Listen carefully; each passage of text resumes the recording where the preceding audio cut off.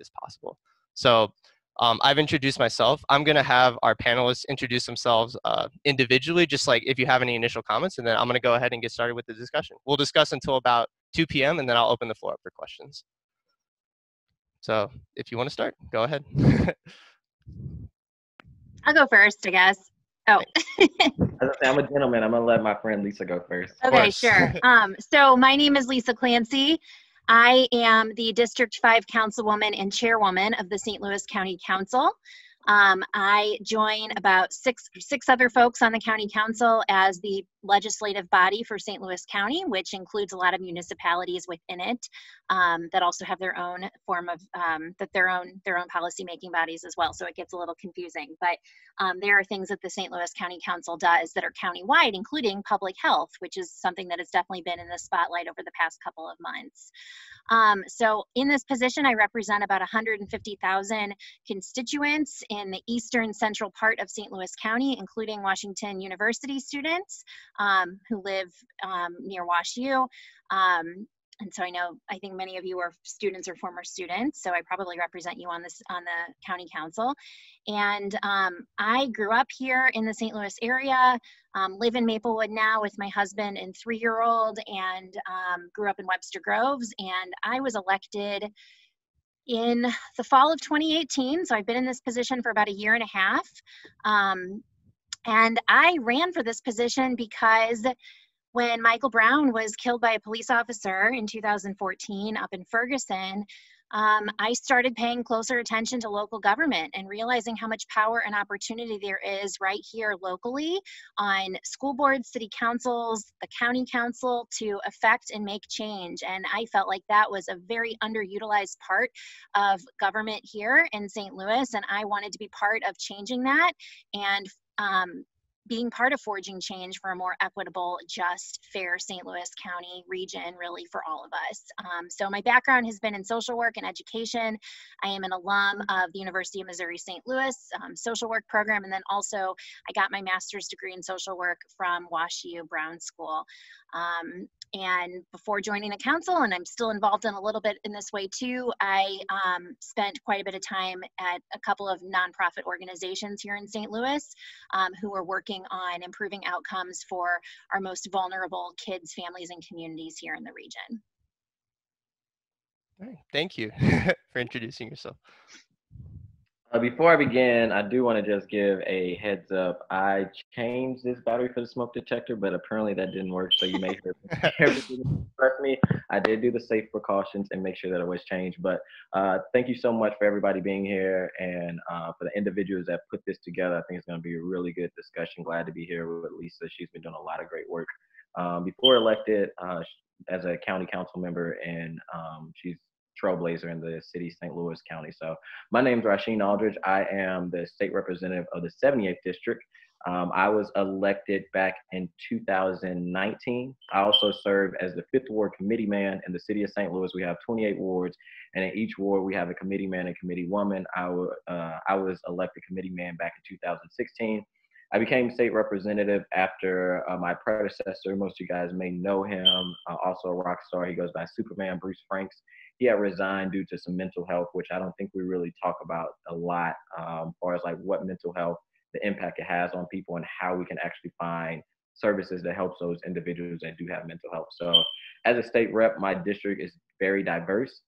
It's going far north in North St. Louis. I take on like Broadway, where the river is, and as it continue to come down, I take in neighborhoods like Hyde Park, St. Louis Place. That's where Crown Candy is for our St. Louis folks. I also take in like Penn Park, all of downtown, Soulard area, Dutchtown, Cherokee Street. So it's a very diverse district. I represent about 36,000 individuals in the state of Missouri. So it's been an honor to, serve the great people of the 78th District. But before I was state rep, I was born and raised here in the city of St. Louis, in the same ward that I'm representing in my 5th Ward capacity. I still live in that neighborhood, which is like near North downtown. It's not really downtown. It's a car square community, but they call it near North because you can kind of like walk outside and see the arch. Is very close to the downtown community, but it is still north of Delmar when we talk about the Delmar Divide. I did go to Parkway. I was a 2012 graduate. right after high school, I did some time at a community college trying to still figure out what I wanted to do. And quickly after high school, I really got involved into a lot of different organizing, from Missouri Jobs with Justice, which is a great organization here in the city of St. Louis that works on economic injustice, racial injustice, is a coalition of faith, labor, young people that all come together to try to work on issues that better our state. I got heavily involved in the Fight for 15. At the time, I was a Jimmy John's worker in Soulard, and one of the organizers came in, and I thought he was crazy at first when he talked about how New York City was going on a strike for 15, because we know Missouri is not as progressive as we like it to be, compared to like New York and Chicago. But I was very active in that movement and was one of the leaders. And from the Fight for 15 in 2014, I found myself in the streets of Ferguson, and I never did any organizing before. So when Ferguson happened and my skills I learned in the Fight for 15, I tried to use some of that organizing and energy that I learned in that movement to go out in Ferguson. I went out day 2 to try to keep people organized, but I quickly find myself being affected and personally feeling the emotions of what if Mike Brown could have been me. You know, we've seen so many times these deaths at the hands of police officers, and it kind of becomes, you kind of become numb to it, especially for people of color. It's like, I've seen this before, and I know what the outcome's going to be, no justice. But Mike Brown was different. You know, the way that law enforcement left his body out there for 4.5 hours, the response to the community with the heavy police presence, the dogs that were in. So I was a huge activist in the Fight for 15, or in the Ferguson movement.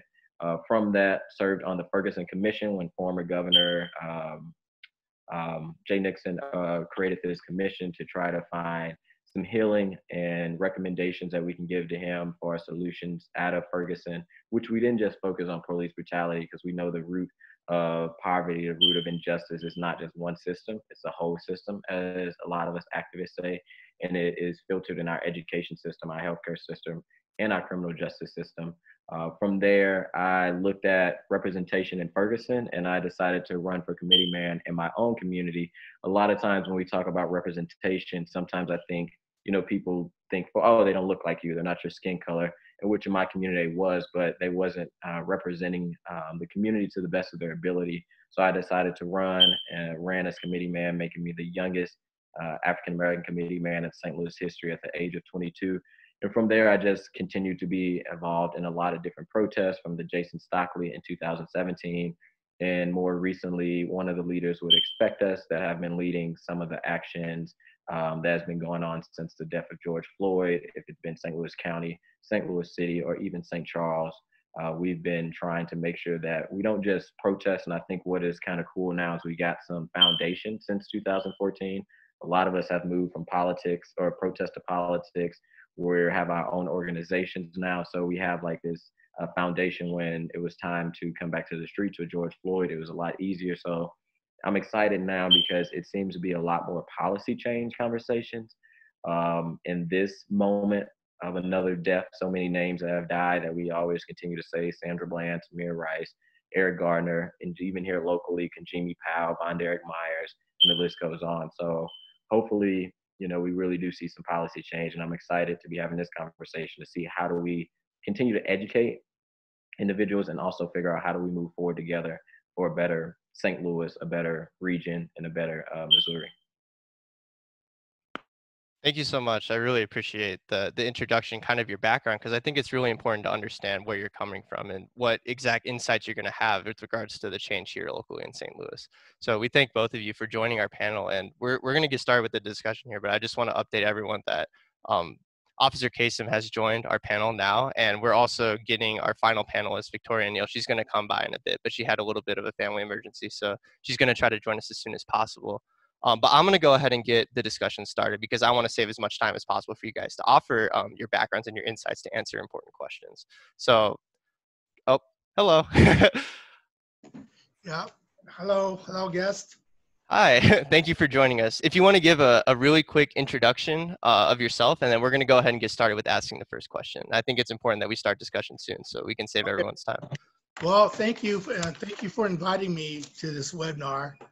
This is probably my first one, so I'm going to be kind of nervous. I've been invited with David, and he's one of the students that I helped through a situation while working at WashU. Um, this is a sorry time. I'm very embarrassed.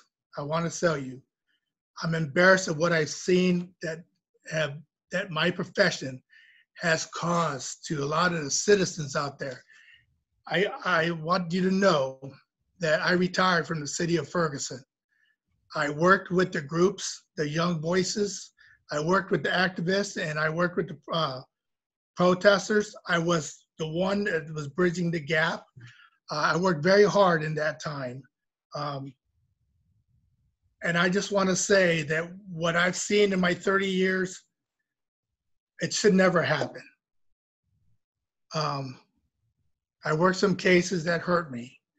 I also worked cases where I don't think anybody can do my job. I worked Jamila Bolden. I'm the one that carried her out of the house. She died in my arms. Okay, nobody should ever go through that. No child, no human should ever go through that. So I saw that George Floyd, and I was devastated. I wanted to be the one to push that cop off that guy's neck. Okay, but now, since Mike Brown, I've been involved with the steering committee, the Civilian Use of Force Review Board. As a police officer, I've been involved with those because I can communicate with a lot of the citizens. And I think that's the problem, is we're not communicating with the citizens. We have a gap. We have a gap right in the middle, and we're not talking to each other. Where I come from, we talk to everybody. I talk to the students, the kids. I talk to anybody with problems. So what I'm seeing is there's a big disconnect. The citizens don't trust the police. The police are doing what they think they can do, and a lot of them are doing it wrong. People are hiring, the departments are hiring the police officers, and the police officers should never be cops. They should never be in a police department. They don't have heart. They don't have compassion. They don't know how to talk to people. See, so my theory is not to be long here. My suggestion to the police department is you start from the interviewing process. Start from the interviewing process. Why hire people that hate blacks? Why hire people that hate people? Why are we hiring these people? Why are they hiring these people? See, WashU is very unique. We have a lot of tests. We go through a lot of tests. And I like that because not only do that, the test shows if you're a racist, if you're you have stealings or criminal backgrounds. Those are some of the things you got to do. And a lot of the departments don't do that. They hire their friends. They hire their friends to come on the police department. Nobody knows them. I use a guy named Jesse Klein. It's one of the cops in Ferguson, and it's public notice.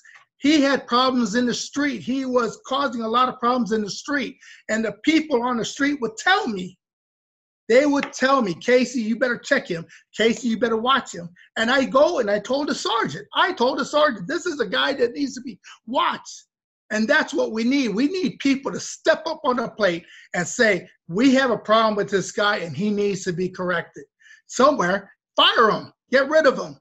Because if he's a problem on the street, he's a problem with me. Because I do a lot of work out there, and I have a lot of community involvement.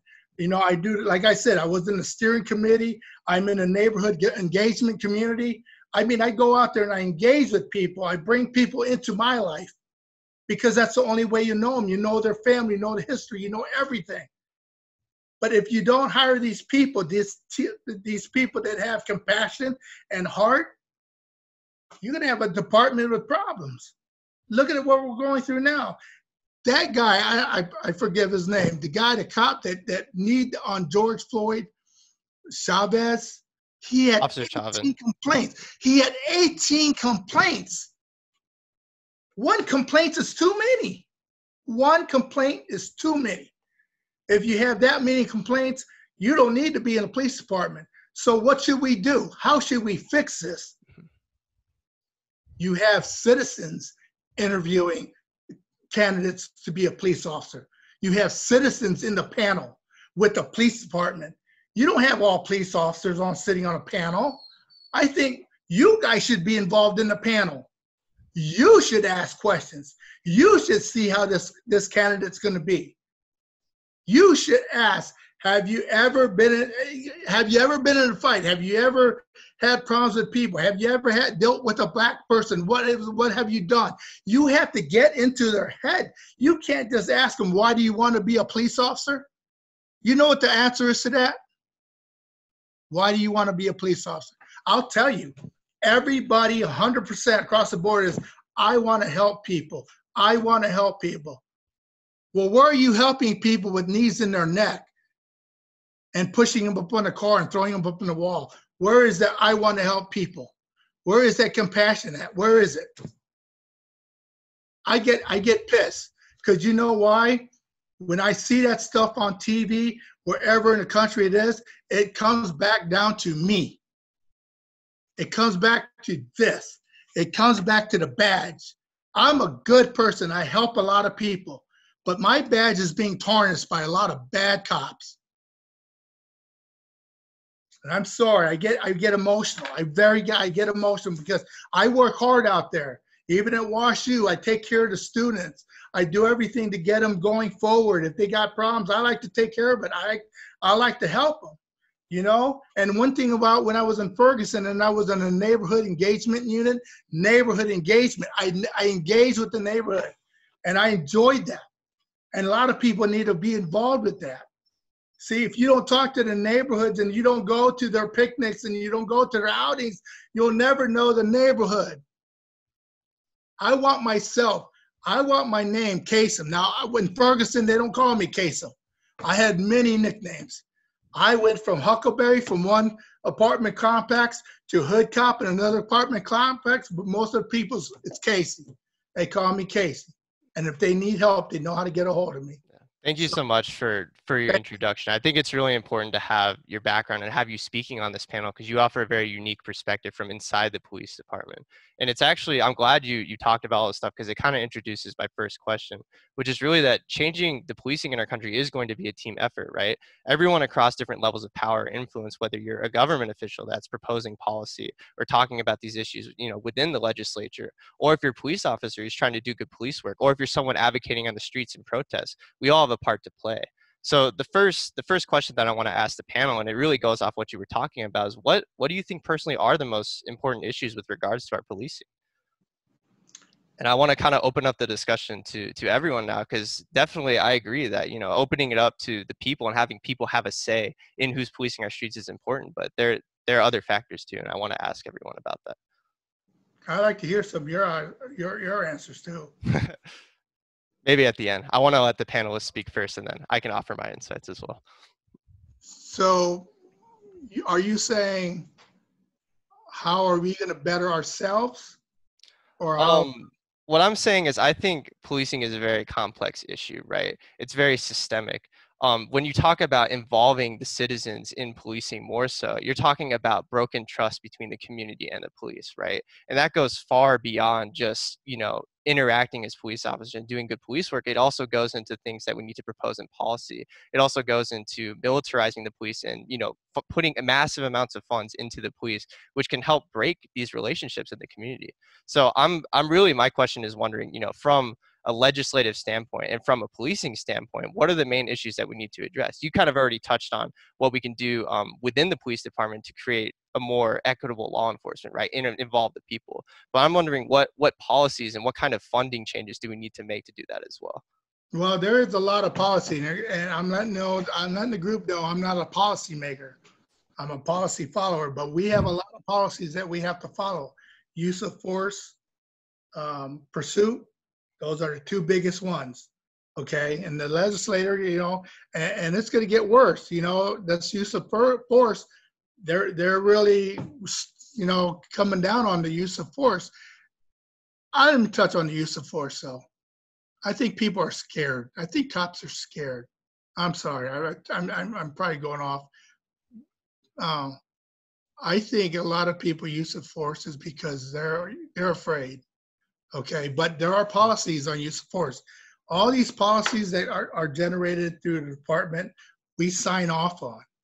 We adhere to all the policies. We go through classes. We read on the policies. Now, I'm talking as a patrolman.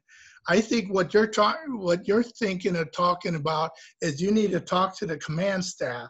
The command staffs are the one that makes the policy. Am I right, Aiden? Is that pretty much what you're trying? Because I don't make policies.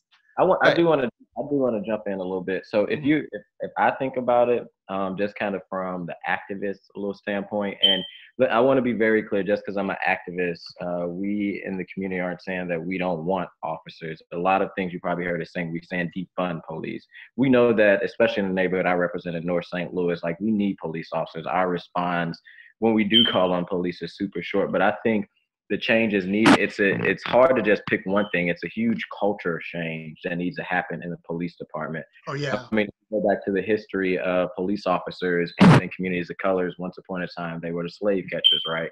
So I think it is a culture change. I still don't understand why, police have this kind of blue line thing. They hold the blue line above anything. It's like this. I get fraternities and sororities, but when you're talking about a group of individuals that are supposed to protect and serve, no matter who they are, and they have like this oath of brotherhood that we will always make sure that whatever happens in our locker room stays in our locker room type thing, it isn't healthy for trying to figure out how do we create change. So I'm not going to dwell on it too long because I know we're a little bit behind time, but I think it is, it's a culture change thing. It's policies around use of force. I know we're really like talking about the chokeholds. I think we need to go a little farther. People are saying defund the police, and we're not saying abolish. What we're saying is we need to reallocate funds. Just here in the city of St. Louis, over 50% of the budget goes to police officers, to public safety. And it's been happening for years, and we haven't seen a change. We continue to be tough on crime, but not smarter on crime. We continue to not really build strong relationships with communities that need it the most. And we say, oh, we need law enforcement to go in there and crack down on crime. Well, we know crime is deeper than just law enforcement. You're talking about poverty. You're talking about education. You're talking about social services that have been cut, and especially in this coronavirus, being cut even more. So I think it's a huge culture change that has to happen from individuals like me and Lisa, who serve on a role where we affect policy. But I think it's also individuals like officers who know a lot of insight on the wrongs that can inform folks like us or people in the community to say these are the things that need to be pushed and change that need to be made. Well, I totally agree with you. In fact, I agree with, and I would like to do this job if it ever comes up. The social work part is there's a lot of places that a police officer shouldn't go to. Okay, there's a lot of things that a police officer shouldn't go to. They shouldn't go to take care of truancies and some of the disturbances and some of the problems within the home. We should, and I would love to, be a part of that person in a social work type of field to do that job. Because I think you bring a police officer in their home, you've already created a mass problem. If you had a problem and somebody don't like the police, the whole house is in a turmoil. I love to be that person and not in a uniform to try to work out. But let me tell you something, and I'm glad you brought this up. That blue line is fading away. All right. I will tell you, I searched the guy's story. I searched the guy one time because I knew he was wanted. So I searched him. I said, dude, you got to go. You got to go. I searched him. Thank goodness I searched this guy, because the next guy that came in searched him and said, I found a crack pipe. I found a crack pipe. And luckily I searched that guy. I reported him and he got canned. He got canned. Because you know what? I'm not going to put myself. So there are a lot of police officers that hold that blue line. But now I think a lot of police officers are getting away from the blue line because they're getting involved in the prosecution now too. If you know what I mean. If one commits a crime and the other was there, he's getting committed too. So a lot of people are staying away from that blue line, but they're still there. I agree with you. We got to break that line. I want to talk a little bit about the blue line, because it seems apparent to me that there is this kind of like upheld police culture where people are, allowed to do this type of thing, and they're not held responsible for these actions. And a couple of the things that come to mind when it comes to the blue line are the police unions, and Yeah. like how you can have access to evidence before your trial, and other things that, you know, these establishments allow police officers to have. And on top of that, there are a lot of institutional and systemic problems in police departments too, like complaint systems. You know, civilians don't have a say when an officer does something wrong or uses excessive force. So what are your insights onto these types of issues and how we can police resolve them? started a civilian review board. I don't know if you know that. So if there's a complaint in Ferguson, I think a lot of departments are going through it, because I was a part of the police officer and the civilian review board. Anybody can complain on the civilian review board without going to the police department. So I think that is one of the best things that has come out after the Mike Brown incident is getting a lot of civilians involved, getting your decisions, and that is, to me, one of the best things that came out. Getting the citizens involved with all our, you know, because you're right. There's a lot of citizens that are afraid to make a complaint. So what do I say? I say, you know, here's what needs to happen. Some of the officers out there create bad images for themselves. Do you agree? There are a lot of out there. I say that the senior officers or the supervisors go to their calls after the calls are done and find out, how did that officer respond to your call? Now, if that officer was a bad officer, the guy's going to tell him, I didn't like the way he treated me. And you never know how these officers treat people until they make a complaint. But too many are afraid to make the complaint. We need to get people off the streets to make these complaints. So if they won't come to us, the supervisors have to go to them. The civilian review board has to go to them. You see what I'm saying? Somebody's got to talk to them. I agree. I think there are also a lot of problems in places that don't have things like civilian review boards, right? Some people have to pay fees to fine, or like to file a complaint against police. And on top of that, there's government protections against police, qualified immunity, right? Where it's kind of promoting this my word against yours culture in favor of the police. So civilians don't feel like they can speak up against these issues or call out police when they do things that are wrong, right? So these types of issues are very difficult to resolve. So I kind of want to ask Lisa and Rasheen, like how can we go about resolving these things through policy change, through bringing up policies that attack these types of protections in law? Well, I think that, first I just kind of wanted to respond to civilian review boards a little bit. I think that we are still trying to evaluate if they're effective. I think conceptually there's a lot of reasons why it sounds like a compelling idea and is probably, an important piece that needs to be in place. But I think there's still a lot of questions that remain, especially since we've had a civilian review board in the city of St. Louis for a few years. Is it really doing what we thought it would do? And, I can speak from personal experience that I was involved in the protests after the non-indictment of Officer Stockley in the city of St. Louis in the fall of 2017. And I filed a complaint against the civilian review board against someone who was an officer in the St. Louis City Police Department who trolled me on social media after I spoke out about my experiences participating as a protester. And almost 3 years later, nothing. That complaint is unresolved. Every few months I'll get like a generic letter in the mail that says we're still looking at it. So, and that's kind of a minor kind of issue, but also feels to me like that should be relatively easy for them to figure out and respond to. What is this guy actually an officer, and which my evidence says that he was at the time, and what's discipline look like?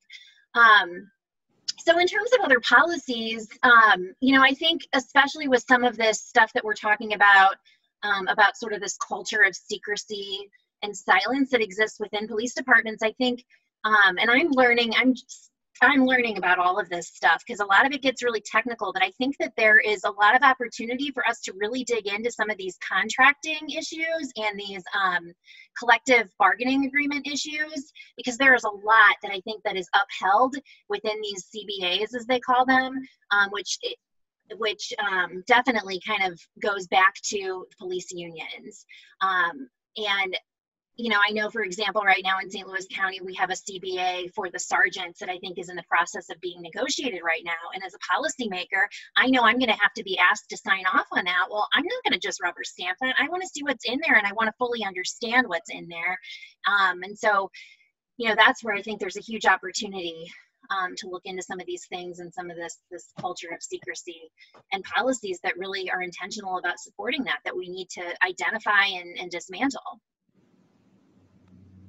I think sometimes, for me and Lisa, at least in the policy realm, the hardest thing about trying to make policy, and especially I only been on the state level for a year now. But one thing I noticed when it comes to law enforcement, even in the general public, that we still have to kind of change this notion that law enforcement are not above the law. When we see these protests break out, a lot of times folks use it as a way to say even more reason why we need to be like tougher on crime, instead of really asking the question why. Why are people constantly, not just in Missouri, but in the U.S., and not even in the U.S., internationally, why are people constantly taken to the streets when it comes to these situations with law enforcement and the community? We know that to some extent we need policing. We're not saying that, but how do we make sure that police are held accountable? And right now, especially laws on the books in Missouri, and I don't know them all, but most of the laws are in favor of law enforcement. It's not a fair balance. And no matter what practice or job you're in, it should be fair. We know they have a tough job, but if something are to happen, you should be able to either go to a COB, which is a civilian review board, and be able to get this complaint out, or go to internal affairs and let them know what happened, and not have fear of retaliation or fear that, someone in internal affairs is going to release your name and your address, and then you'll get retaliated against. So, using this aggression to make people fearful. So it's just, we really look at law enforcement more held higher standards than anybody, even our own military. Folks come back home from the military and we forget all about them. They have all these issues, PTSD, they done lost limbs, and we kind of throw them away. But with police, there's a police involved situation. And I think really what's a huge part of that is a police union. Unions are great, and I'm all for, people having representation, but the police union is so entrenched, and it's so heavy armed that it's hard to, I feel like that part of the union isn't really looking out for, unions are meant to look out for everybody, of course the workers, but everybody, but they only look out for the police, and they rally in a way of dividing. And unions have historically been to bring people together, uplift injustices, to make sure that people have a voice, and have been kind of fighting back against the bad guys. But what you've seen from the police union, especially here in the city of St. Louis, when you have a business manager like Jeff Rorta, when the day Mike Brown is killed on August 4th, he say happy Darren Wilson Day. It's only creating more division, and it's only giving ammo to officers, and not all officers are bad, but the ones that are, to feel like they are emboldened to do some of these actions that they are. So I think we really need to also, look at how these unions have such a stronghold when it comes to contract negotiation, and when it comes to dictating the narrative. When these actions are happening, they're not coming to the streets talking to the protesters and trying to figure out how do we create a better solution. They double down and behind police officers and make, honestly, situations even more worse. I agree with that. I totally agree with your whole statement. We have a problem, and the FOP and all the unions, but aren't we in at-will state? Aren't we in at-will state, which means you can get fired? They can fire you, right? That's what I thought. Yeah, we're at will state, but I think what I'm saying, when it does come to the police union, because no matter if you have a union, yes, you can get fired, and unions are there to represent you. But the police union, it's almost like folks don't even want to go against the police union, because most unions all get very political if it's in campaigning, and or if you're running for office, or even not in the community. But it's just something about the police union and their stronghold that they have, which even if they get fired, or if they're been suspended without pay, the police union instantly comes in and help them to make sure they get paid. if there's an officer involved shooting and they're charged, the police union instantly, gets them out of jail. And you don't see that in other unions. And I used to work for SEIU as a union rep. You don't see that overprotection, this overfunding budget, that no matter what happens to an officer, even at an at-will state, that there is this body that is so forceful and so aggressive and so powerful, no matter what happens. It's made to seem as if they wasn't wrong, and then they have resources to also kind of back up the police officers. So we are an at-will state, but when you look at all the unions, when you look at our service employee union, our carpenters union, and our police union, there's something different about our police union, that they have this stronghold on all other unions and kind of this right to do whatever they want, even if they are in the wrong. It's like we were in the wrong, but we wasn't in the wrong. You know what else I noticed within the police department is when a department has fired an officer, well, guess where he's going? He's going to another department. Most likely St. Anne. Yeah, but see, somehow you got to be able to track that. You have to track those officers and prevent them from going on to the next department. And that's up in the state level. I'm sure there's ways to follow them by their, we have a board number through the state, so you should be able to follow that and track that and stop it from going to the next department. I mean, that's where the problem is. And I don't want to dwell on it too long without taking away time from Miller and not letting Lisa jump in. But I agree. I do think outside of legislation, I also feel like there should be some good faith. But, who knows, within the police department, they know officers that have got fired. I mean, it's like a resume. You go apply for a job. They look at your resume. Oh, you got fired from McDonald's, or you got fired from this. Darren Wilson, he got fired from the police department before he went to Ferguson, and those actions continued on in another department. But it gets back to this kind of blue line, like, I'm gonna take care of you, brother, no matter what, even if you. That's the problem. You're absolutely right. That's the problem. That's the problem. Like this, I told you about Jesse Klein.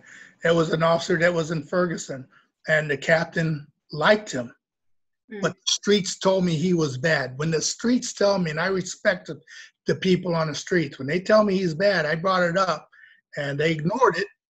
He got fired. He got arrested. And so to me, I did my due diligence. I brought it up to where I need to bring it. I had a question I wanted to ask the panel, because it's very clear that law enforcement has a tremendous amount of power and kind of like jurisdiction over pretty much everything with regards to law enforcement in our country. I mean, really, you were kind of touching on it earlier, Officer Kaysen, but police in our community are often employed as kind of the Swiss Army knife. They are expected to handle parking tickets and maybe breaking up interactions with homeless people or people with mental illnesses or drug abuse problems, right? And these types of issues may not be best solved by police, because the police are very militarized, and a lot of these types of interactions are probably more or better resolved by social work or other community service problems. So when we're talking about defunding the police, I want to ask the panel, how exactly do you think taking funds away from the police and putting them into these types of community service programs, social work programs, to better fit these scenarios, how may that, kind of weaken the power the union has? And on top of that, maybe allow police to have a better role in law enforcement when things do turn violent, because 9 out of 10 police interactions are actually nonviolent. So I'm curious what you guys' thoughts on that is. That's an interesting question, Aiden. I haven't necessarily thought about the connection between defunding the police and weakening unions necessarily, but I think, I know a lot of people have gotten kind of hung up on the language of defunding the police, and, I've tried to spend as much time as possible trying to understand what that call really means, and what I hear is sort of what you outlined. It is investing resources upstream into things that we know that evidence shows us will prevent crime from happening in the first place. And that includes making investments in things that will address people's basic needs so that they have what they need to thrive. Education, housing is a big issue I've worked on in St. Louis County, public health. And I think, as someone who's a social worker, I really understand sort of that prevention aspect. And, ultimately, I think that that's something that would really, really help police officers, because it's giving police officers much less to respond to, especially the kinds of incidents that you mentioned, where, is it really the best use of resources to have police officers out there trying to you know, parking tickets, or dealing with homeless people who have, you know, maybe substance use disorder. I mean, those are probably issues that are much better suited and handled for someone with different training than law enforcement. And I think also when you look at you know, certain populations, dealing with a law enforcement officer can actually be really traumatic for people, and that undermines efforts of law enforcement too, because we need to focus on de-escalation. So, you know, that's something I'm definitely going to be digging into over the next few months in county government when we start to look into our county budget, which our county budget is a calendar year cycle. So around September or so, we start our process for considering the budget for the next year. And St. Louis County government, just like many entities around the region and beyond, our budget's not very balanced when you think about where we're putting our money. We're putting our money into a lot of reaction instead of prevention. Yeah, and I'm happy you really asked a question about defund the police. So being one of the activists that have called for, you know, we have 5-point demands. We're saying defund the police, disarm and dismantle, close the workhouse, which is more here in the city of St. Louis. You're talking about a facility that has more staff than actual inmates and that are incarcerating people for small things like parking tickets or driving or running a red light, and they don't have a lawyer to be able to pay for these things, or child support, reparations, and also free political prisoners, which we can talk about those another time. But as we're talking about defund the police, I mean, like Lisa said, she hit it on the head. Let me be very clear, we're not saying abolish the police, because I know some people want to get caught up on the jargon, and it reminds me of during Ferguson, we were saying Black Lives Matter. It's like, you have to have this education on what it means, which is kind of sometimes unfortunate because it's very clear we're saying Black Lives Matter and folks say all lives matter. No, what we're saying is until people of color lives are being treated fairly as others, they clearly don't matter. So that's why we say Black Lives Matter. But when it comes to defunding the police, like I say, it's exactly what Lisa's saying. We're saying, how do we take money, and I can speak, and Lisa talked on the county, I can speak on the city, how do we take money from a budget in the city of St. Louis that for years have been putting over 52, 53, 55% to public safety, and we're getting the same outcomes. The city of St. Louis continues to be one of the top cities when it comes to crime, right? So how do we take some of those funds from public safety, pull them out? If it's getting rid of the workhouse, which over time we'd have moved that down from 16 million to 8 million, and now we're saying, hey, we don't even need the workhouse. You can move those inmates to the Justice Center and get rid of that whole 8 million there and put it back directly into the community, putting it into building stronger communities, putting it into building stronger homes, putting it to building it so people can feel more comfortable in the neighborhood that they live in and not just feel like they're existing. Because reality is, a lot of services over years, even I'm 26 years old, I remember when we used to do stuff like block parties and things that get to know your neighbors. You had community centers, you had parks. We don't have those things anymore. And I know that budgets got tight in some cities over time, especially with coronavirus.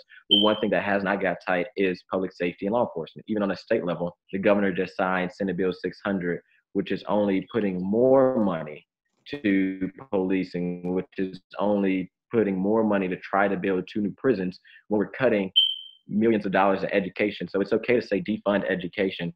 It's okay to say defund our housing system. But when we say defund policing and reallocate, because what it is reallocating money, reimagining, whatever lingo, we get caught up on progressives and all, but moving money from public safety and putting it directly back into the community. If it's social workers with law enforcement, which Lisa kind of talked about that earlier in her background with social workers, the impact that can have with situations that are taking place in communities, or directly into communities, parks, recreations, and things that make it where people don't have to feel like that they're just existing in a neighborhood, but they actually are living. How do we put money so that people can have livable wages, so people don't have to go and rob Peter to pay Paul because they know that they got to keep, food on their table? We need to rethink on the way that we have been handling business, because handling business as usual has continued to get us the same results, and we have to be creative in ways that get us different results.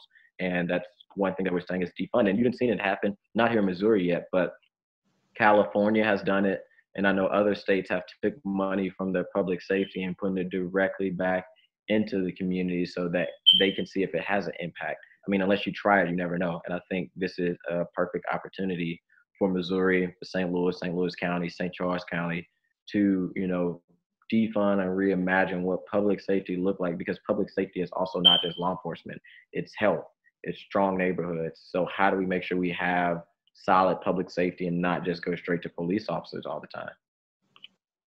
I agree with that. Something else I didn't tell you about me is I didn't have parents. I grew up in a foster home, and I grew up bad on the streets. I grew up in San Francisco, and I'd been to juvenile hall, boys home, and what helped me was the director at this one park, you know, a bunch of kids. I was a bad kid. And I respected that man. He came and he talked to me. I was a troubled kid. And today we have a lot of troubled kids, but they have really nobody to talk to. Having a director at a park or somebody that works at a certain park, these kids could look up to them. So me telling you what I was when I was young, I think a lot of kids need that person they can trust. I mean, I still want to be the cop that you can come up and talk to. But today they're afraid of cops. So let's get more people in the neighborhoods that will work with the neighborhoods, like social work. I would love to do that job, have them in the neighborhood so they have somebody to talk to. Putting these directors in the park is the best place for people to talk to them. And I'm telling you, I was a troubled kid, and I know what these kids are going through. They're trying to find themselves, and until they find themselves, they're going to be acting out. They're going to be acting out like I did. But if you have somebody that they can trust and they can talk to, besides a mom and a dad in the home, have somebody outside. I try to make these kids trust me so they can talk to me. But in today's world, with other cops, they won't talk to them. So as far as the state legislature goes, without defunding the police, let's get some stuff to the kids. Let's get some funds to the kids, to the families. They need it. Start small, build it up. When these kids grow up, they'll respect, and that's what I want. I want kids to respect not only themselves, but other people. And they're not respecting each other if they're hanging around in the park and just doing they're clowning around. Get them directors. I would love to see directors in the park, people that they can look up to. And that's I'm sorry to interject. Sorry. No, I'm struck by what you just shared, officer, and I'm glad that you shared that. And I think what I heard from what you shared and sort of your connection then to the work that you do and why you wanted to be a police officer is about this guardianship mentality. And I really want to challenge us, though, too, to think about it. This isn't just about good cops and bad cops. It's about the system, the culture. It's bigger than individuals. And, you know, do we really have a culture within police departments that embraces that mentality that was so salient to me that you described? And you weren't a bad kid. You were a kid that had bad things happen to you. I fell in the wrong hole, and it took that man in that park to help me get out of that hole.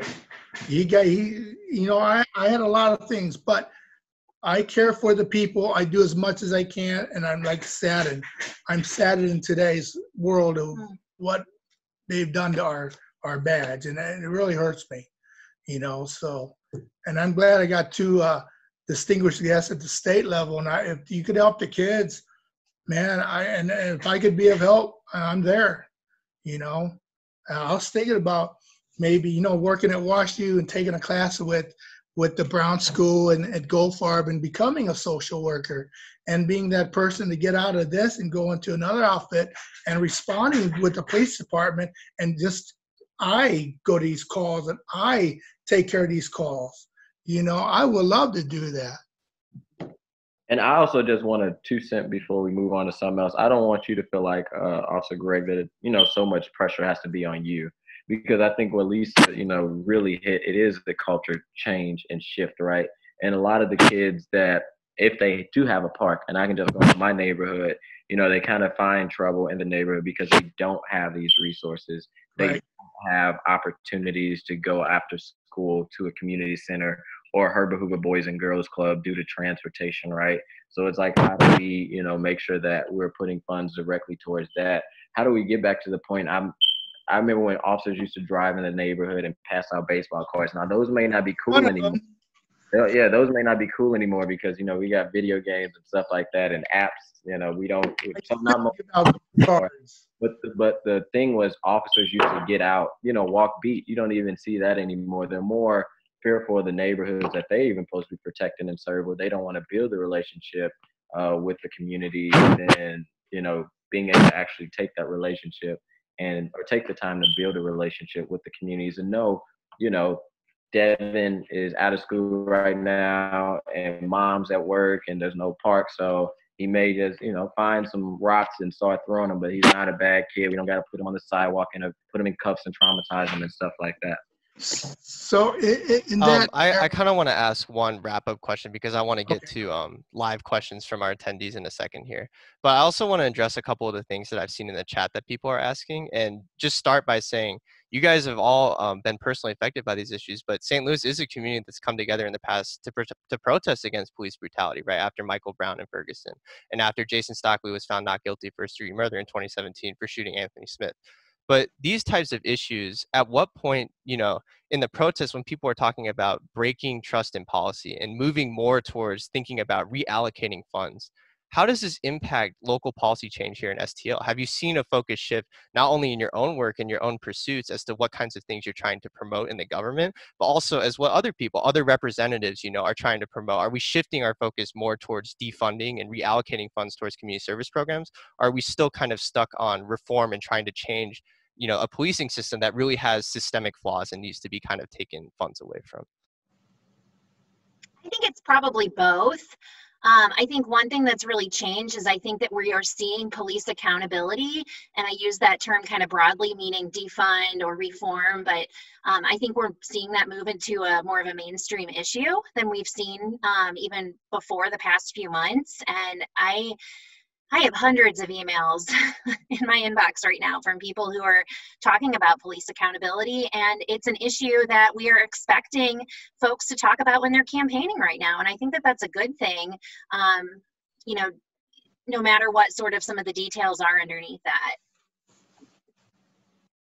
Yeah, I also kind of, not just to piggyback off Lisa, but I also think it's both. I think what has been amazing to see during this George Floyd moment, and like I say, it's this moment because it's been so many moments. If it's been Mike Brown or Stockley, and there's been countless deaths before Stockley, before Mike Brown, and after. But what are you saying now is more of a serious conversation of some policy change and how do we reform the police? And you didn't see that so much during Mike Brown. It was this narrative in which I'm not going, you know, when we're out there, even with the McCosley thing, they're like, oh, we're thugs and private gate. If you've been following that and kind of the WashU area of the family coming out with the guns, there still would be people that are going to push back and just want to not wake up and to be able to have a conversation on how to move forward. But what I notice is you see more of the mass individuals willing to know there's this problem and saying, so how do we really create some reform? How do we work together to create some policy change? If it's not just been here or if it's been in other cities, mayor's been talking about it. You really have elected officials nationally and locally really trying to figure out what can we do that we didn't see during Stockley. And that was just, almost 2.5 years ago, in 2017, maybe 3.5 years ago. But it's been refreshing. I think our job is not to give up. And sometimes that happens, you know, we give up, we go inside, we quit protesting, we quit calling. I see one of the questions was like, how do I get involved around Board Bill 92? You know, you stay on your alder people, you stay on your elected official. You get other friends to also do the same thing by reaching out and saying, you know, this is what's going on. If it's a county council meeting or the Board of Aldermen where there's public comment, you know, taking time to submit a comment on how you really feel. It may be a little nervous your first time, but trust me, after you do it a couple of times, you become normal. And you also get the new as well. So it has been, as an activist, a little refreshing to see serious conversations around policy change, hopefully. Lots of policy changes, and positive too. Okay, thank you guys so much for a wonderful discussion. I think we're going to go ahead and open it up to live questions. So if you guys have a question you would like to ask the panel, please raise your hand. I'm going to have Eva click on you and she'll unmute you, and then you can ask your question towards the panel.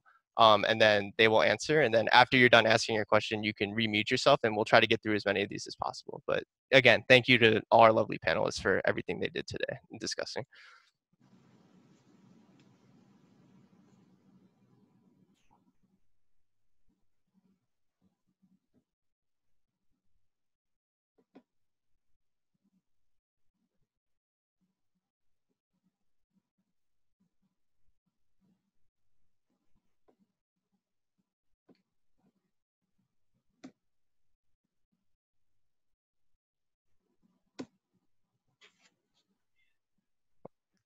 Eva, are you selecting people from the group? Hi, I'm sorry. Yeah, I can't give them permission to speak. Uh,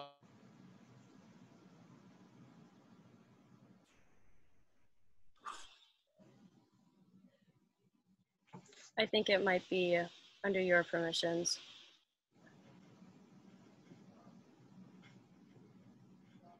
Sorry, I was muted. I'm gonna give Haley permission to talk. She's gonna ask a question. She had a wonderful question earlier, so here you go. Hi, everybody. I'm Haley. Yeah, so I know that my first question in the Q&A was sort of talked about. I want to hear more specifically from Rashim about what the difference in vocabulary is between like using a word like abolition or using defunding as a means to move further in the direction of policy change. But whenever I hear policy change specifically in forms like this, it just seems like that always goes into how can we make existing things better, or how can we do sort of small cosmetic things to make things like slightly better. And I just I feel like, especially at the protests that I've been involved with, it's not what the activists on the ground are talking about. So I just I wanted to hear more about specifically the vocabulary that's involved with that, and when we sort of use policy reform and defunding and how those sort of work inside of local government in relation to sort of the vocabulary that we're using on the streets.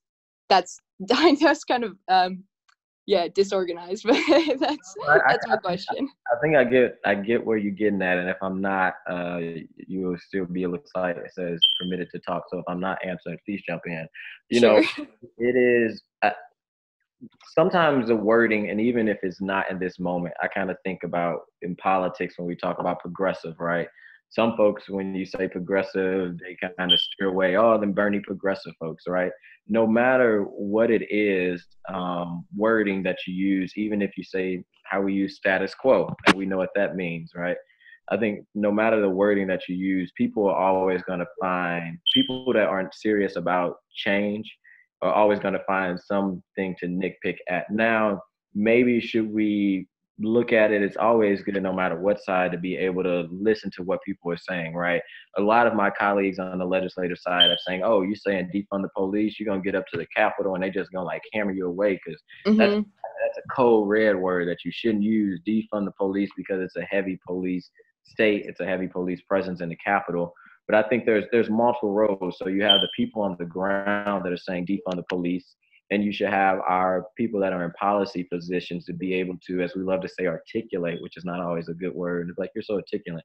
Be able to articulate in the spaces that they are in. Like Lisa, I think she hopped off or something, but she did it very well like 2 or 3 weeks ago at the county council when they had talked about defund. You know, she stepped in and she was like, this is what it means. They're not saying abolish. And to be real, there are some people in the crowd. I'm not sure if you've been at some of the protests that I've been hosting, Haley, but there are some people in the crowd that do want to abolish the police, and that's understandable. But what the larger movement is saying is when we say defund, it means what it says. You know, we say defund for education. We say defund the social services program. We say defund for transportation all the time. But, you know, because it's around saying defund for law enforcement, now it's an issue. So we can't like back up off the word. Only thing that we can do is continue to educate and as my good friend and somebody who I look up to, Senator Sheed said, you know, you got to educate, we got to continue to agitate, and we got to continue to demonstrate so people understand that, you know,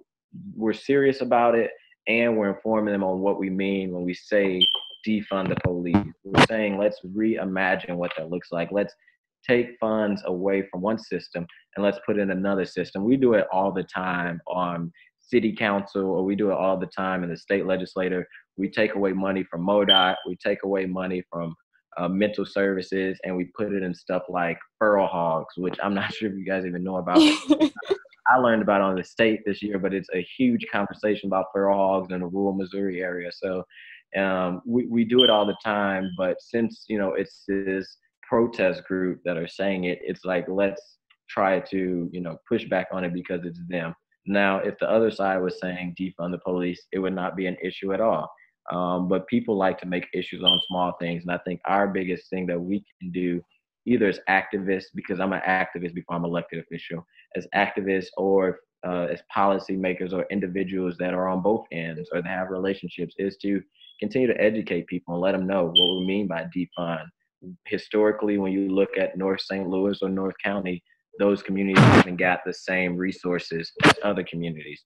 So what we're saying is, how about you take away a couple $1,000s and put it into parks and see if that makes the outcome. Let's see if that changed the crime rate in St. Louis City or in St. Louis County or in St. Charles County. So we got to continue to educate, agitate people, because if you don't agitate people, they won't, you know, they're comfortable. And being comfortable has got us to where we are, and continue to demonstrate so folks know that this is a serious issue that is not just affecting people of color. And a lot of our protests and movement, we didn't see, you know, white folks out there, Asian folks out there. It's such a multicultural movement because everyone is sick and tired of seeing their friends or their friend's family member or whoever it is being treated unfairly to a system that is working the way it should be and shouldn't be working the way it is.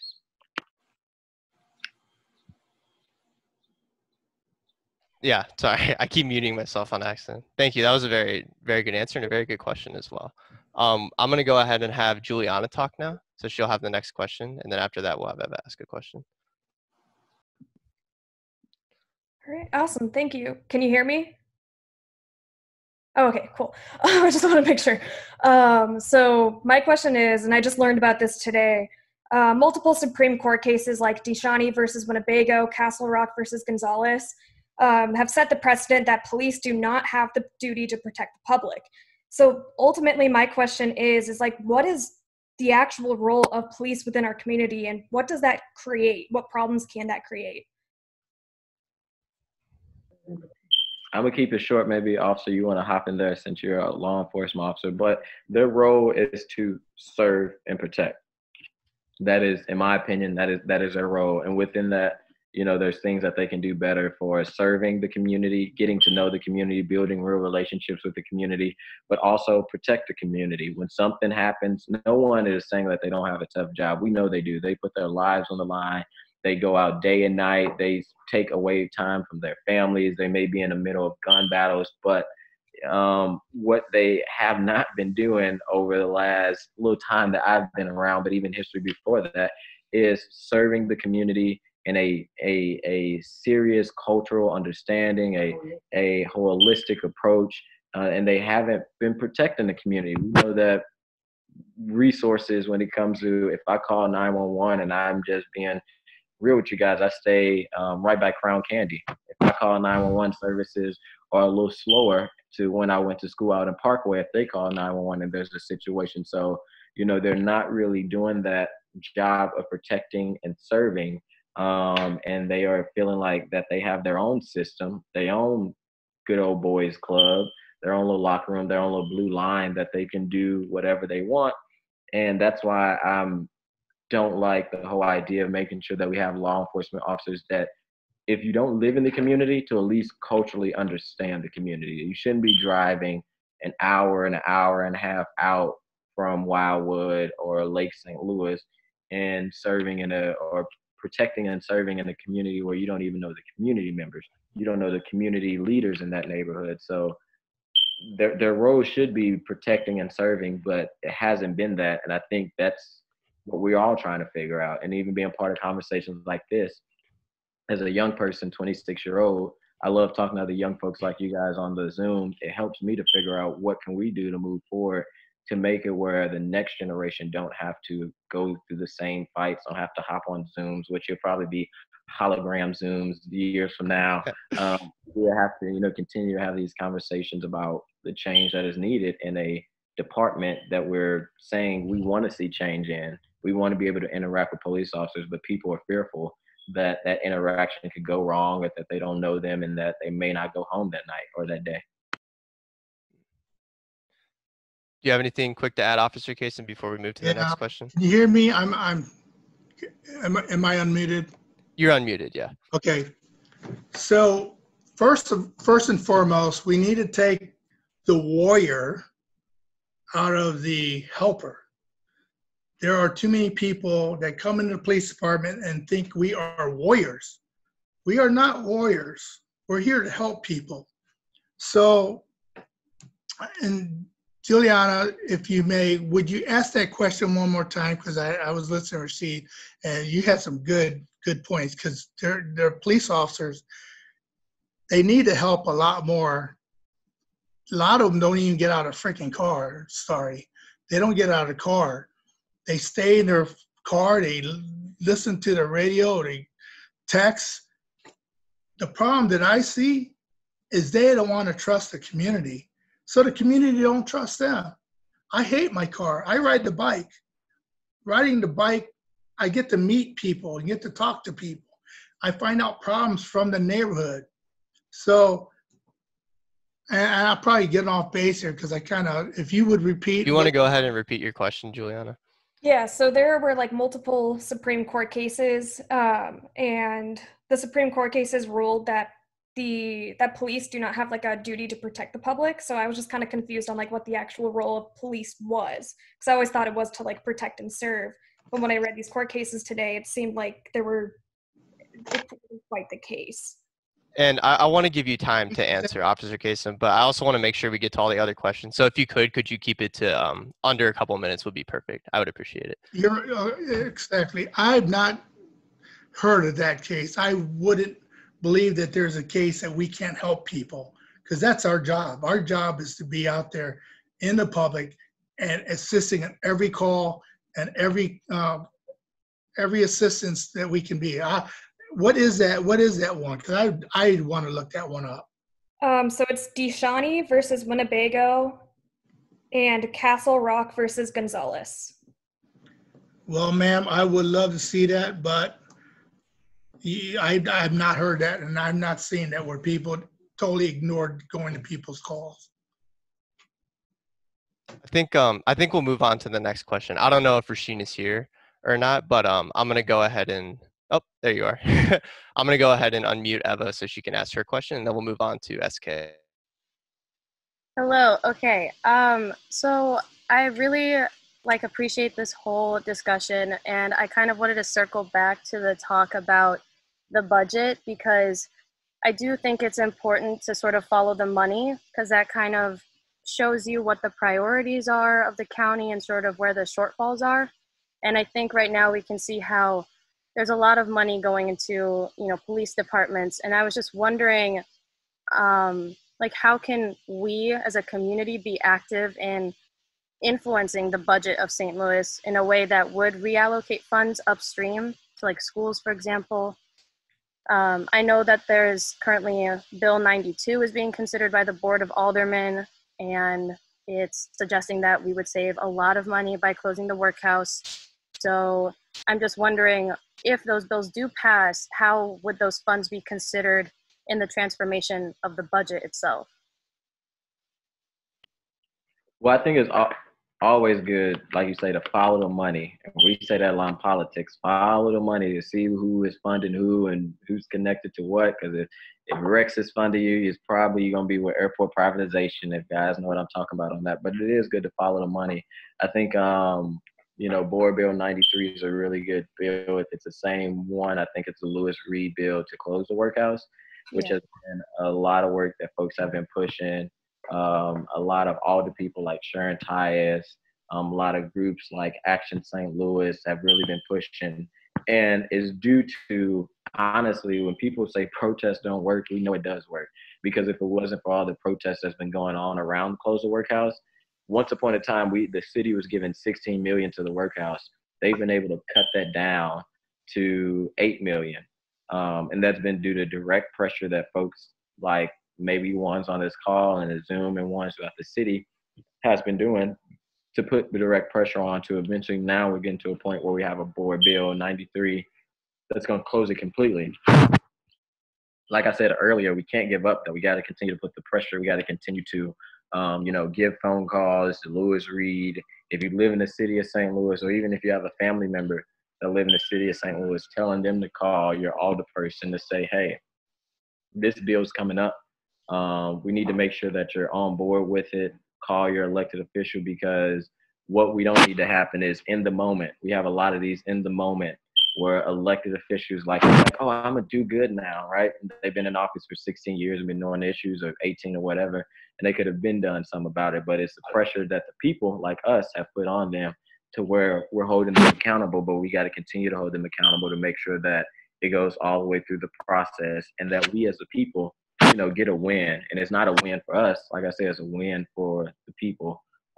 So we can have a better, safer, just and equitable place that we all want to live, learn, and play in.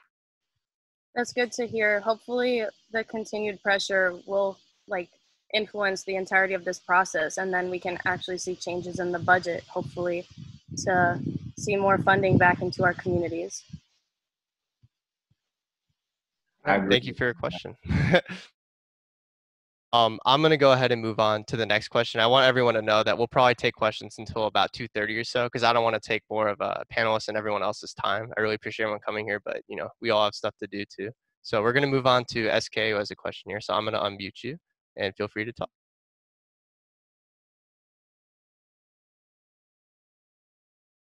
Okay. First of all, I'd like to thank Aiden and his helpers to organize this event. It was very informational, educational.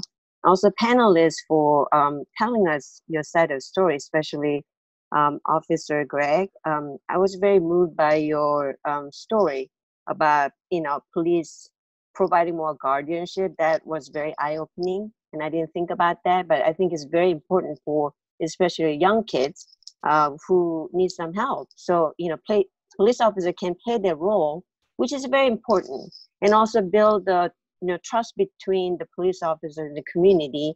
And we can do a better job, by holding an event to get to know each other better and then participate. And once you get rid of that fear, and I think we can work much better together. And then second thing I want to address is the wording defunding. I think that caused a lot of fear in people. And what we want to say is reallocating the budget.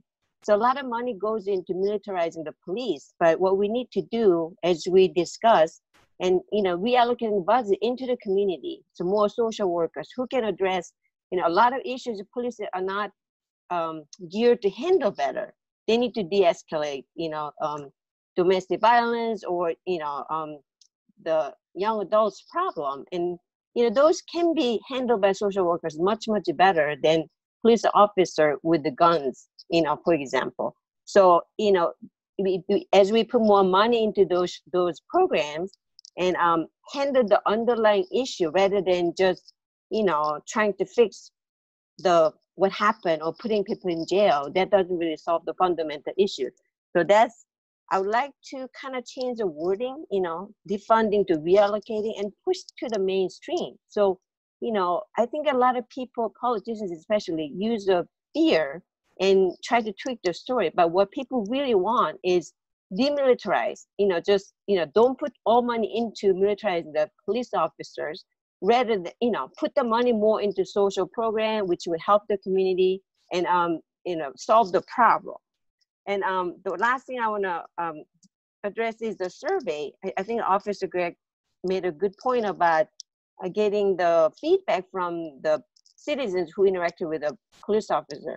When we get service from people in the company, we normally get a survey link, and we give them feedback, anonymous feedback, and that it actually really improve the relationship between the police officer and the citizen. And, you know, when police officer files a report, they'll probably collect either email and phone number, and they should send a survey link, and they get the anonymous feedback, and hopefully supervisors will address the issue timely, not waiting for months or a year or something like that, but they can put a time limit.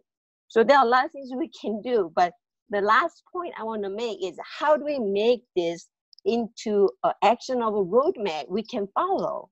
So there are a lot of good ideas, but you know, it just has to be in one document that we can use as a roadmap to take an action. We need to consolidate all of our power, citizens' power, this passion into something that we can use to lead to the changes we really want to see.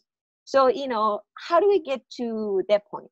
How can we create this roadmap which everyone can follow? I think if I can state the question in a shorter way, is essentially, you know, there are a lot of really good ideas: defunding the police, putting funds into community service programs, things that can legitimately help the public, right? But it's important that there's a big public movement and backing behind these issues. So, you know, with a lot of people balancing different ways to approach the problem, how can we ensure that everyone is kind of on the same page and fighting for the same things? How can we involve as many people as possible in creating meaningful policy change here in St. Louis?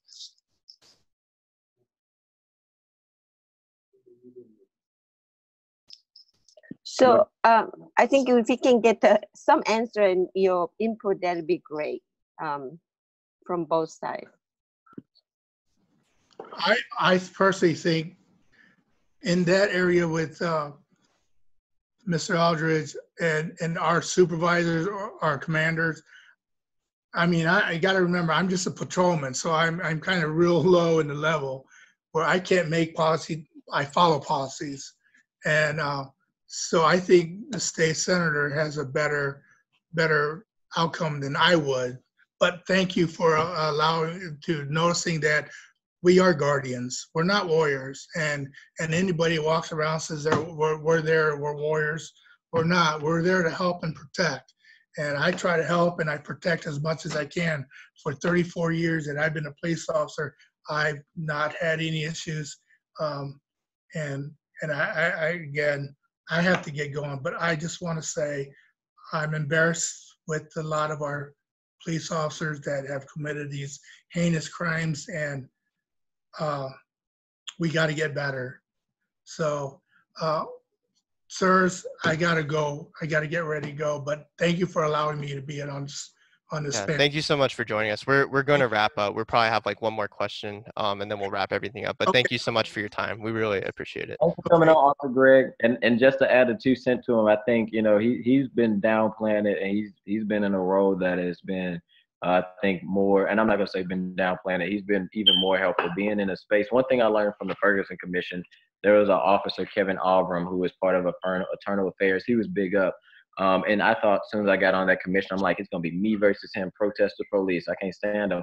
But he was actually one of the individuals that I built the best relationship with. And, you know, I can create and I can attempt to create policy. I can write legislation. I can debate it on the floor and hopefully it pass. But the insight that you have, I think, is where the connection comes into place, right? Being able to say, hey, you know, being a law enforcement, I'm not sure the time you've been, if it's 6 years, 20 years, 10 years, whatever, you know the department that I haven't been in at all. So being able to say, these are the things that need to get changed. And it's all a process. So I filed the legislation. It's time to have a hearing, having officers like you standing with a protester like me, because there's a lot of notions we like to put together. Is, oh, these protesters don't want police. And the reality is, I've worked with law enforcement officers as I've been committee man. If it's Captain Renee Creasman in the city of St. Louis or many others, when I have ward meetings, there is a working relationship. Now, when there's time to call out and hold people accountable, you know, I take to the streets and I'm like, I can't talk to you right now because we're on a mission, but I do appreciate all that you're doing. And I think ways that we work together is by coming together, knowing that there's an injustice and saying, how do we, from the policy end to the inside of the department end, figure out what can be done.